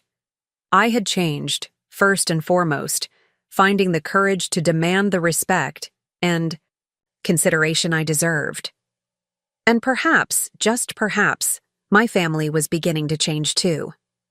The first week of July arrived with surprising swiftness. True to my word, I had prepared a detailed guide to the beach house for Lisa's family. Everything from the quirks of the old water heater to the best local spots for ice cream and seafood. Thomas and I had spent the weekend before their arrival, deep cleaning the house, stocking basic supplies, and making sure everything was in perfect order. "You don't have to go to so much trouble," Thomas had remarked as I meticulously arranged fresh flowers in the guest bedrooms. "They're unlikely to do the same for us." "I know," I replied, adjusting a sunflower. "But this isn't about reciprocity. It's about setting the standard for how I want my property to be treated and showing that boundaries don't mean I can't also be generous." On the day Lisa and her family were scheduled to arrive, I found myself unexpectedly nervous. This would be the first real test of our new family dynamic, whether the respect and boundaries we had discussed would translate into action. "Do you want me to drive out there with you to hand over the keys?" Thomas offered as I checked my beach house to-do list for the third time. I considered this briefly. Having Thomas there would provide emotional support, but it might also send the message that I didn't trust Lisa to handle the exchange responsibly. I think I need to do this myself, I decided. It's an opportunity to establish our new normal one-on-one. The drive to Cannon Beach was pleasant, the summer day clear and warm. As I rounded the final bend and the house came into view, I saw Lisa's SUV already parked in the driveway. She was standing on the porch, the twins exploring the front garden, while Ryan unloaded luggage from the car. Sophia, the oldest at 12, sat on the porch steps, absorbed in her phone. I parked behind their vehicle and took a deep breath before stepping out. This wasn't just a key handover. It was the first real test of whether our confrontation had led to meaningful change. "Eleanor!" Lisa called, waving with unexpected warmth. "We just got here a few minutes ago. Hope that's okay?" "Perfect timing," I replied, retrieving a folder from my passenger seat. "I've got the keys and house guide for you." The twins, Max and Emma, bounded over, their initial shyness quickly overcome by excitement. "Aunt Eleanor, is it true you have a secret path to the beach?" Max asked, bouncing on his toes. "Do you really have a telescope for watching whales?" Emma added, not waiting for an answer to her brother's question. I couldn't help but smile at their enthusiasm. "The path isn't exactly secret, but it is private. Just through those trees beyond the back deck. And yes, there's a telescope on the upper balcony. You might see some gray whales if you're lucky." Ryan approached, extending his hand. "Eleanor, thanks for this. The kids have been talking about nothing else for weeks." His sincere gratitude took me by surprise. Ryan had always been pleasant, but somewhat distant in our interactions, orbiting the periphery of family dynamics without directly engaging. "You're welcome," I said, shaking his hand. "I hope you all have a wonderful week here." Lisa joined us, her expression more tentative than I was used to seeing. "We really appreciate this, Eleanor. I know things have been complicated lately." "Water under the bridge," I replied, though we both knew that wasn't entirely true. The past couldn't be erased, but perhaps it could be a foundation for something healthier going forward. I handed her the folder containing the house keys, alarm code, and the detailed guide I had prepared. "Everything you should need is in here. There's a list of emergency contacts, including the local property manager who can help if anything goes wrong." Lisa leafed through the pages, nodding appreciatively. "This is incredibly thorough. Thank you." "I've also stocked some basics in the pantry and refrigerator," I added. "Nothing elaborate, just enough to get you through the first day until you can grocery shop." Lisa looked up, genuine surprise in her eyes. "You didn't have to do that." "I wanted to," I said simply. And I realized that was true. Despite our complicated history, despite the hurt and resentment that had built over years, I did want them to enjoy the beach house, to create their own happy memories here. My boundaries weren't about withholding. They were about ensuring that my generosity was a choice rather than an expectation. Lisa hesitated, then said, "The kids made you something, to say thank you." She turned toward the porch. "Sophia, can you bring Aunt Eleanor the gift?" Sophia, looking slightly embarrassed as only pre-teens can, approached with a large, flat package, wrapped in brown paper and tied with twine. "We all worked on it," she mumbled, handing it to me. Touched by the unexpected gesture, I carefully unwrapped the package. Inside was a beautifully framed collage of beach-themed artwork, Emma's watercolor seashells, Max's crayon drawing of waves, and Sophia's surprisingly sophisticated pencil sketch of Haystack Rock. In the center, Lisa had written in elegant calligraphy, "Thank you for sharing your special place with us." For a moment, I couldn't speak, genuinely moved by the thoughtfulness of the gift. "This is beautiful," I finally managed. "I'll hang it in the house so all our guests can appreciate it." "Really?" Emma asked, her small face lighting up. "Absolutely," I assured her. "Artists should have their work displayed." As I prepared to leave, Lisa walked me back to my car. Away from the children and Ryan, her expression grew more serious. Eleanor, I've been doing a lot of thinking since our conversation about how things have been between us. I nodded, waiting for her to continue. I don't think I ever really saw it before, how Mom and Dad treated us differently, how I benefited from that. It was just normal to me. She looked down, tracing a pattern in the gravel with her toe. And I think maybe I leaned into it, took advantage of it. Her self-awareness caught me off guard. It's a hard pattern to recognize when you're in it, I offered. Especially when it works in your favor. Still, she said, meeting my eyes directly, I'm sorry. Not just for the beach house thing, but for all of it. For never questioning why I always got more help, more attention. For expecting it to continue indefinitely. It was the apology I hadn't realized I'd been waiting for. Not comprehensive or perfect, but sincere in its acknowledgement of the dynamic that had shaped our relationship for decades. Thank you, I said simply. That means a lot. As I drove away, glancing in my rearview mirror at Lisa and her family already exploring the beach path, I felt an unexpected lightness. The beach house, my beach house, had somehow become the catalyst for a transformation that extended far beyond property rights. It had forced a reckoning with family patterns that had gone unquestioned for too long, had created space for new understanding and respect to emerge. I called Thomas as I merged onto the highway. How did it go? He asked immediately. Surprisingly, well, I replied. They were respectful, appreciative. The kids made me a beautiful thank you gift. And Lisa? Lisa actually apologized. Wow, Thomas said, genuine surprise in his voice. That's unexpected. I know, I agreed. It feels like something fundamental has shifted. Not dramatically, not completely, but meaningfully. I'm glad, he said warmly. You deserve that acknowledgement. When I arrived home, I found a text from my mother. Lisa just sent me a photo of the kids on your beach. They look so happy. Thank you for your generosity, Eleanor.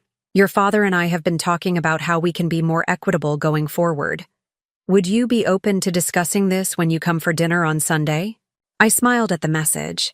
Another small indication that our family confrontation had sparked genuine reflection. I'd like that, I texted back, looking forward to it. That night, as Abigail snuggled against me during her bedtime story, I found myself reflecting on the journey of the past few months. What had begun as a simple boundary assertion, my right to control access to my own property, had evolved into something far more profound. A renegotiation of my place within my family, a reclamation of my worth and importance, a refusal to accept less than I deserved. Mommy? Abigail asked sleepily as I finished the story. Can we go to the beach house next weekend? Not next weekend, sweetie, I explained gently. Aunt Lisa and her family are using it right now, but we'll go for 2 whole weeks in August, remember? She nodded, her eyelids growing heavy. I like that Aunt Lisa can use our house too. Sharing is good. Yes, it is, I agreed, kissing her forehead. Sharing by choice is very good. It's one of the best things we can do. But it's also good to remember that we get to choose when and how to share what's ours. Like my special teddy? She murmured, already half asleep. I share him sometimes, but he's still my teddy. Exactly like that, I whispered, marveling at the wisdom that sometimes emerged from my child's simple perspective. Exactly like that. As I tiptoed from her room, I realized that the lesson I had fought so hard to establish with my parents and sister was one I wanted Abigail to understand from the beginning. That generosity and boundaries weren't opposing forces, but complementary ones. That she could be both kind and firm, both giving and self-respecting. That her worth wasn't measured by how much she sacrificed for others, but by how authentically she lived her values. The beach house stood as a physical embodiment of that lesson now, a place where I had finally drawn a line, demanded respect, and in doing so, paradoxically created space for a healthier, more balanced kind of sharing to emerge. It wasn't a perfect resolution. Old patterns had a way of reasserting themselves, and I harbored no illusions that one confrontation had permanently transformed decades of family dynamics. But something fundamental had changed, beginning with me. I had found my voice, established my boundaries, and demanded the respect I deserved. And in that act of self-advocacy, I had perhaps given my family the greatest gift of all, the opportunity to know and relate to the real me, not the accommodating shadow I had allowed myself to become. That was a foundation on which something new and better could be built. Something balanced, respectful, and authentic. The beach house was still mine, but now it was also so much more. A symbol of my transformation, a touchstone for our family's new beginning, and a legacy of self-respect that I could pass on to my daughter. 3 months passed. Summer transitioned to fall, bringing crisp mornings and golden afternoons to Seattle. The beach house visit had gone remarkably well. Lisa and her family had left the property immaculate, even fixing a loose railing on the back deck that Ryan had noticed.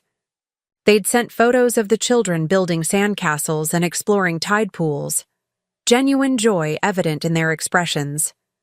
The artwork they'd given me now hung proudly in the beach house living room, a visible reminder of our family's tentative steps toward healing. The Sunday dinner my mother had mentioned proved to be a turning point. My parents had prepared thoughtfully, creating space for an honest conversation about family patterns and future expectations. There had been uncomfortable moments, of course. Old habits and perceptions don't dissolve overnight. But there had also been genuine listening, acknowledgement, and commitment to change. "We've been doing some research," my father had said, surprising me with a stack of books on family dynamics and favoritism. "We want to understand how we got here, to make sure we don't keep repeating the same mistakes."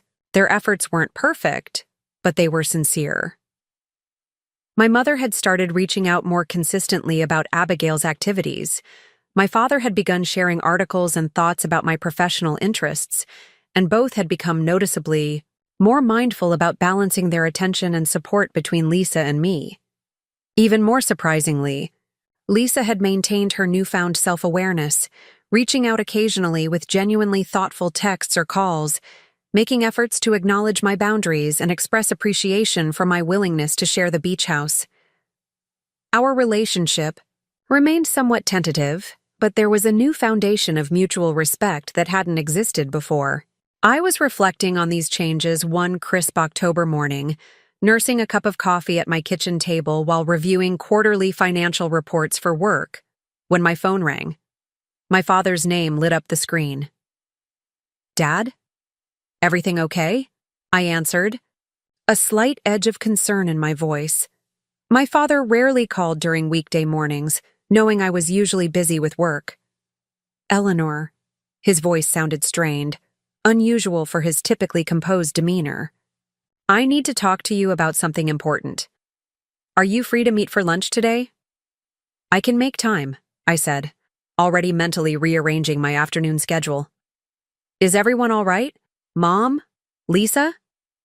"Everyone's healthy," he assured me quickly. "It's not that kind of emergency, it's—" He hesitated, which was unlike him. My father, the university professor, was rarely at a loss for words. "It's about the house, our house. Your mother and I need to make some difficult decisions, and I'd value your input." "Of course," I replied, curiosity piqued. "The cafe near your department at noon?" "Perfect," he said, sounding relieved. "Thank you, Eleanor." After we hung up, I sat pondering the call. My parents had lived in the same colonial-style house in Seattle's Ravenna neighborhood for over 30 years. It was the house where Lisa and I had grown up, a spacious 4-bedroom with a generous yard and character-filled nooks and crannies. They'd often talked about eventually downsizing, but had never taken concrete steps in that direction. At noon, I found my father already seated at our usual table in the corner of the university cafe, a half-eaten sandwich in front of him. He looked tired, the lines around his eyes deeper than I remembered. "Dad," I greeted him, leaning down to kiss his cheek before taking my seat. "What's going on?" He sighed deeply, pushing his barely touched lunch aside. "The university's pension fund has been mismanaged," he began without preamble. "The details are complex and frankly infuriating, but the bottom line is that the retirement benefits your mother and I were counting on have been significantly reduced. We're looking at about 60% of what we'd planned for." "That's awful," I said, genuinely concerned. My parents had always been financially prudent but not wealthy. Both had dedicated their careers to academia, prioritizing intellectual fulfillment over maximum earning potential. "Is there any legal recourse? A class action from affected faculty?" "That's in process," he nodded. "But these things take years, and even if successful, won't likely restore the full amount. We need to adjust our plans now, not wait for an uncertain outcome." "And this relates to the house?" I prompted gently. "Yes," he confirmed, meeting my eyes directly. "We've been consulting with a financial advisor. Given our revised retirement outlook, keeping the house no longer makes financial sense. It's too large for just the two of us. The maintenance costs increase every year, and it's our most significant asset. The advisor recommends selling and using the proceeds to purchase a smaller, more manageable property, investing the difference to supplement our reduced pension." I nodded, understanding the logic. "That seems sensible. Have you started looking at smaller homes or condos?" "That's part of what I wanted to discuss with you," he said, his expression growing more uncertain. "Your mother is struggling with the idea of leaving the family home. She's emotionally attached to it, understandably. We raised our children there, hosted countless gatherings, and built a life within those walls.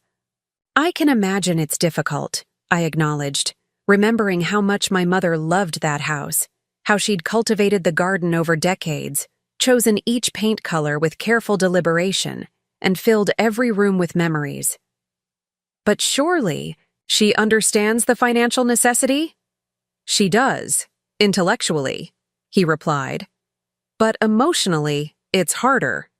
Which brings me to why I wanted to talk with you specifically." He paused, seeming to gather his thoughts. "Your mother has suggested an alternative that involves your beach house." I felt a sudden tightness in my chest, an instinctive wariness born from decades of having my boundaries tested. "My beach house?" I repeated carefully.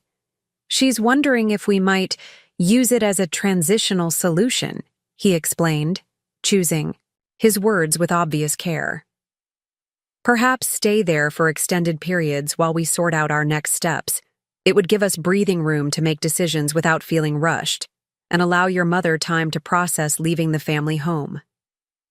I remained silent, processing his words and my own complex reaction to them. Part of me immediately wanted to help my parents during this difficult time. Another part felt the old, familiar pressure, the expectation that my resources would naturally be redirected to family needs, my boundaries flexible where others were not. "I want to be clear," my father continued, evidently sensing my hesitation. "This is a request, not an expectation.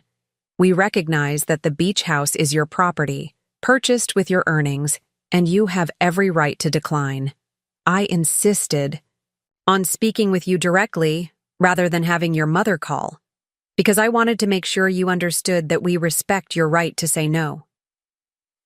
His explicit acknowledgement of my ownership and boundaries was new, evidence of the shift in our family dynamic over recent months. It allowed me to consider the request on its merits rather than as part of an old pattern of obligation and acquiescence. "How long a stay are you envisioning?" I asked, keeping my tone neutral. "Potentially several months," he admitted. "The housing market is strongest in spring, so ideally we'd list the house then. We'd need time before that to sort through decades of accumulation, make any necessary repairs or updates. And after selling, we'd need time to find and secure a new home. I took a deep breath, considering the implications. Several months of my parents living in my beach house would significantly impact our own ability to use it. It would mean adjusting plans, possibly disappointing Abigail, who loved our weekend getaways to the coast. Yet I could also see how it might be exactly the buffer my parents needed during a challenging transition. I'd need to discuss this with Thomas, I said finally, and there would need to be clear parameters, specific timeframes, expectations, about maintenance and expenses, respect for our own occasional need to use the property. Of course, my father agreed quickly. We wouldn't expect otherwise, and we would insist on contributing utilities, maintenance costs, perhaps even a modest rent. His willingness to acknowledge the financial implications of their request, rather than assuming family obligations superseded such considerations, was another small but significant shift from old patterns. "There's one more thing," I added, meeting his gaze directly. "I need to know if you've suggested this to Lisa as well. Does she know you're asking to use my beach house?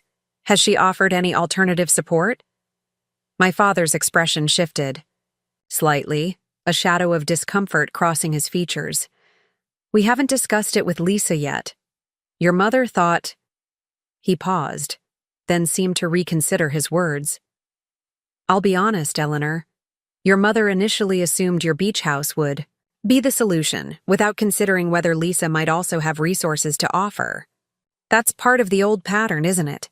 Expecting accommodation from you, not from Lisa." His insight surprised me. The recognition of the very dynamic I had named months ago, now identified by my father himself. When I pointed this out, he continued, "Your mother realized we needed to approach this differently. That's why I'm talking to you first, being transparent about the request and explicit about your right to decline. We plan to have a similar conversation with Lisa about other ways she might support us during this transition." I nodded, genuinely appreciative of his self-awareness. "Thank you for recognizing that, Dad. It means a lot."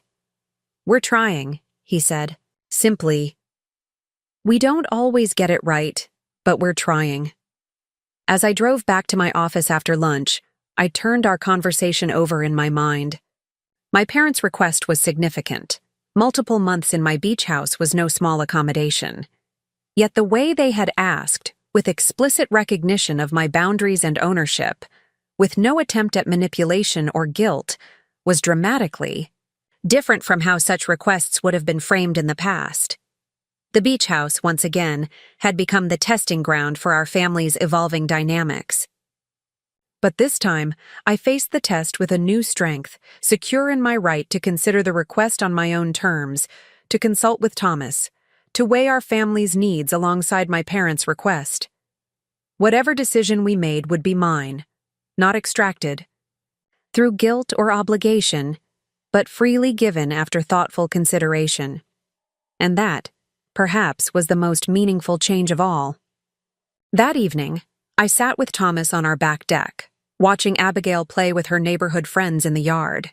The autumn air carried the scent of fallen leaves and wood smoke as I recounted my conversation with my father. "So they want to use the beach house as a transition space while they sell their home," Thomas summarized when I finished. "For potentially several months." I nodded, wrapping my hands around a mug of tea. "It's a significant request. We'd need to adjust our own plans for the property." Thomas was quiet for a moment, considering. "What are you thinking? My sense is you're torn." "I am," I admitted. "Part of me wants to help them through this difficult transition. Another part worries about falling back into old patterns, my needs and preferences taking a back seat to family demands."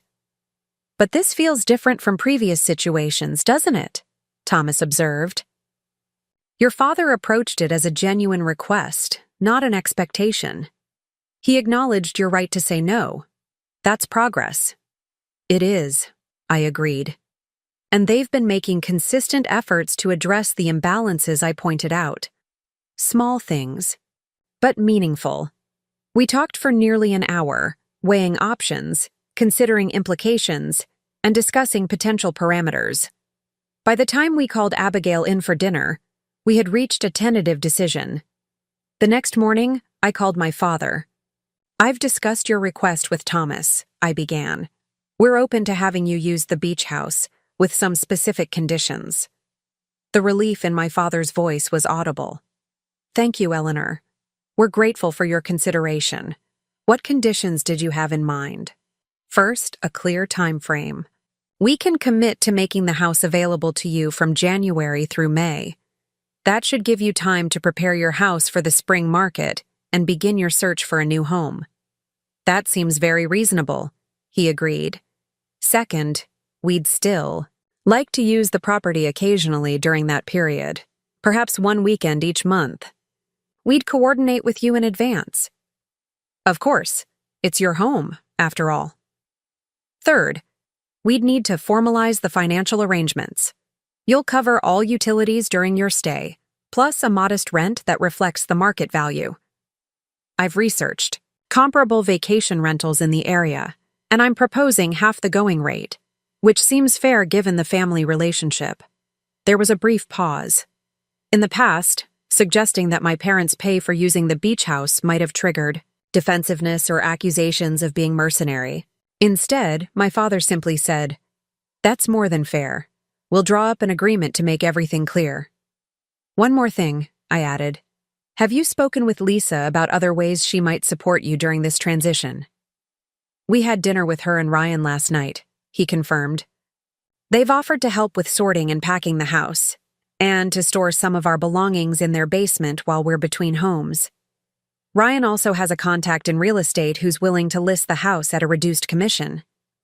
I felt a wave of satisfaction.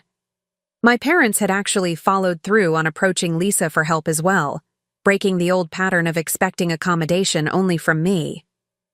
"That sounds like good support," I said sincerely. "I'm glad they're helping too." After finalizing details with my father, I found myself reflecting on the journey our family had taken over the past 6 months. What had begun with a presumptuous text message about my beach house had evolved into a profound renegotiation of family dynamics.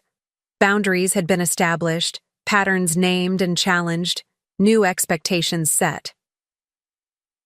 The beach house, that tangible symbol of my independence and success, had become the catalyst for transformation. First as the subject of conflict, then as a testing ground for new boundaries, and now as a genuine gift I could choose to share from a position of strength rather than obligation. In January, Thomas, Abigail, and I helped my parents settle into the beach house. My mother moved through the rooms with appreciative eyes, running her hand over the weathered blue kitchen cabinets, admiring the view of Haystack Rock from the living room windows. "You've created something beautiful here, Eleanor," she said, genuine admiration in her voice. "Thank you for sharing it with us during this difficult time." "You're welcome," I replied simply, accepting her gratitude without deflection or discomfort. Over the following months, we established a new rhythm. My parents used the beach house as their temporary home, gradually coming to terms with leaving their family house behind. Thomas, Abigail, and I visited one weekend each month, enjoying our property while respecting my parents' temporary residency. To my surprise, these visits became opportunities for deeper connection. Unhurried meals together, long walks on the beach, evenings spent playing board games while listening to the ocean's rhythm. Lisa and her family joined us for one of these weekends in April. As the children played on the beach below, the adults gathered on the deck, enjoying the strengthening spring sunshine. "I've been thinking about everything that's happened since last summer," Lisa said, unexpectedly breaking a comfortable silence. How different things might have been if Eleanor hadn't stood her ground about the beach house. My father nodded, thoughtfully. "We might never have recognized patterns that needed changing." "I'm still working on it," my mother admitted. "Sometimes I catch myself falling back into old expectations. But I'm trying to be more conscious, more fair in how I think about both my daughters." We all are, Lisa added, meeting my eyes with a newfound understanding. I never realized how much I benefited from being the needy one. It's uncomfortable to acknowledge, but important. As I looked around at my family, imperfect, evolving, but genuinely trying, I felt a deep sense of peace. The beach house had given me more than just a vacation property.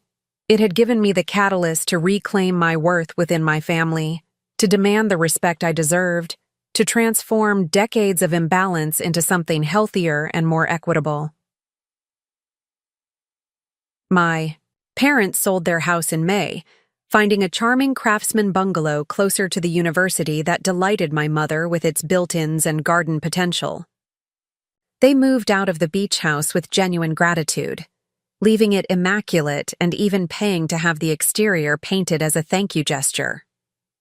On Memorial Day weekend, Thomas, Abigail, and I returned to our beach house, now truly ours again. As I sat on the porch watching the sunset paint Haystack Rock in golden hues, I reflected on the journey we'd taken. The text message that had started it all, "We love your sister's children more," had never been spoken in those exact words. But the sentiment had shaped our family dynamics for decades, an unspoken truth that had diminished my worth and distorted our relationships. Naming that truth had been painful but necessary. Challenging it had required courage I hadn't known I possessed. But the result, a family slowly healing, relationships recalibrating toward greater balance and respect, had been worth every difficult conversation, every uncomfortable confrontation. The beach house stood as both witness and catalyst to this transformation. More than just wood and glass and ocean views, it had become the ground where I had finally claimed my equal place in my family's heart. As Thomas joined me on the porch, slipping his arm around my shoulders, I leaned into his embrace, watching the fading light dance across the water. Some battles were worth fighting, not for victory, but for truth. Some boundaries worth establishing, not for separation, but for healthier connection. I had fought for mine, and in doing so had helped create something new and better for us all. Looking for more? We've got 2 amazing stories ready for you right on screen. If this one touched you, these are absolutely worth your time. Click to watch them now. And hey, subscribe and hit that bell to never miss our latest uploads.